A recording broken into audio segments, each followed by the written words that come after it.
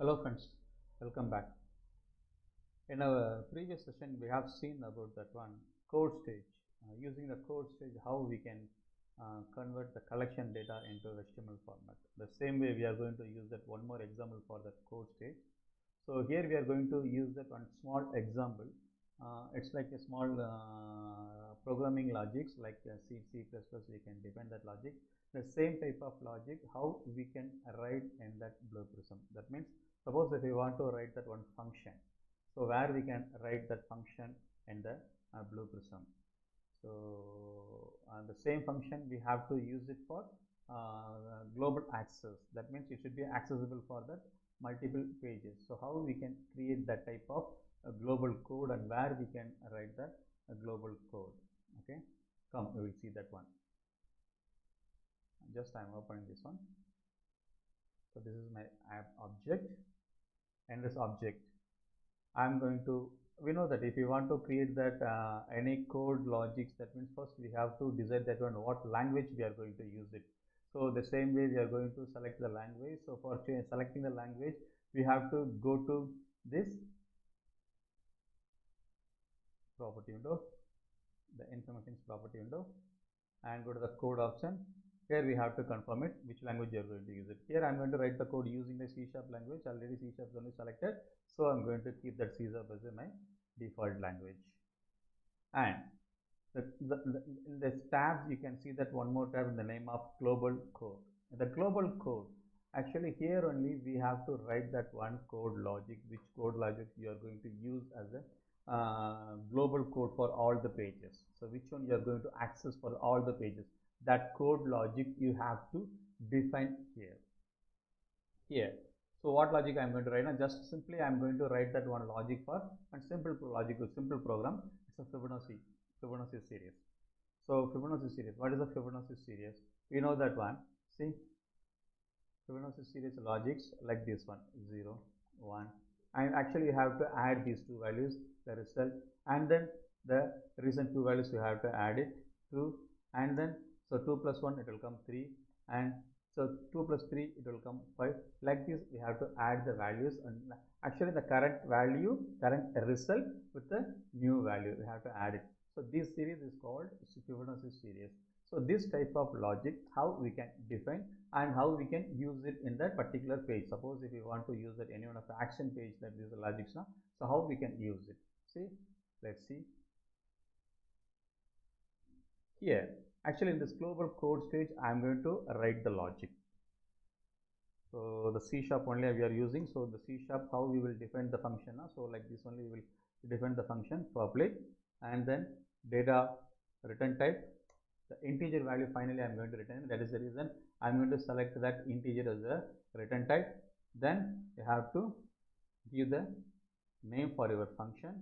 Fibonacci, just this is a function name. And actually when you are defining this, when you are calling this action, this function into your page using code stage only, we will call it. At that time we have to pass the value. So what value you are going to pass? That some number only you are going to pass it. So if you are going to pass a number now, this function should be a parameterized function. So that is the reason. Just I am going to use that one. Any number you can pass it, and a number, the decimal data type I am going to use it. Then here, so logic we have to define instead of this function. What logic we are going to use it? Integer a equal to 0. Just I am initializing integer b equal to 1. Then so we have to define the logics. Actually these two numbers I am going to use as a initialized values numbers. So using these two values only I am going to define my Fibonacci series logics. So for the Fibonacci series logics, I am going to write that one loop, integer I equal to 0, I less than. So how many number of times you have to repeat the process based on the value what we are receiving for this in number, then I plus plus. See this one? Instead of this for loop.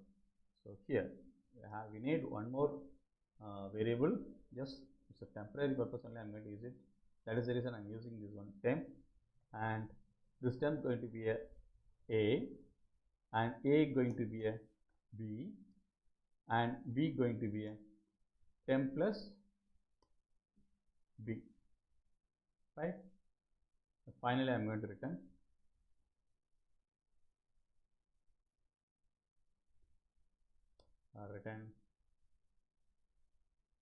A. So we have to check it, is there any error or not. So check code, so no error, then click OK. So we have defined the function, the name of Fibonacci, it's called global.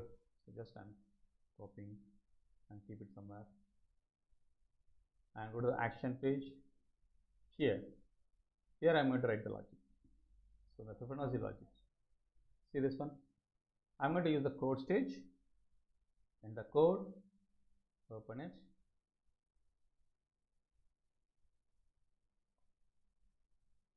you can give any name, and the output, the final output is going to be number, sorry, yes and yes. Here the code stage, see the out Fibonacci equal to, so what is our global function name? So Fibonacci is our global function name, and what value we are going to pass? We are going to pass one value. So here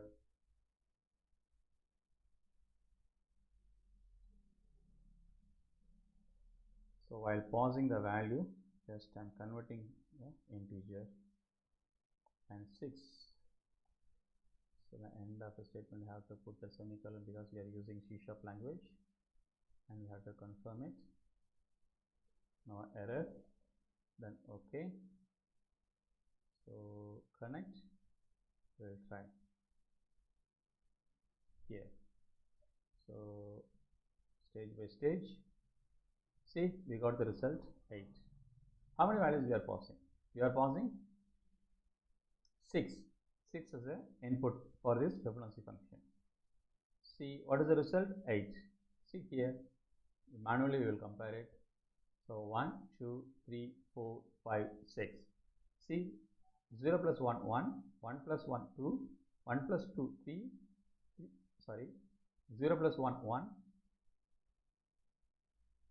this one, and 1 plus 1, 2, this 2, and 1 plus 2, this 3, and 2 plus 3, this 5, and 5 plus, sorry, 3 plus 5, 8. The final result will be 8. See here, what is our result?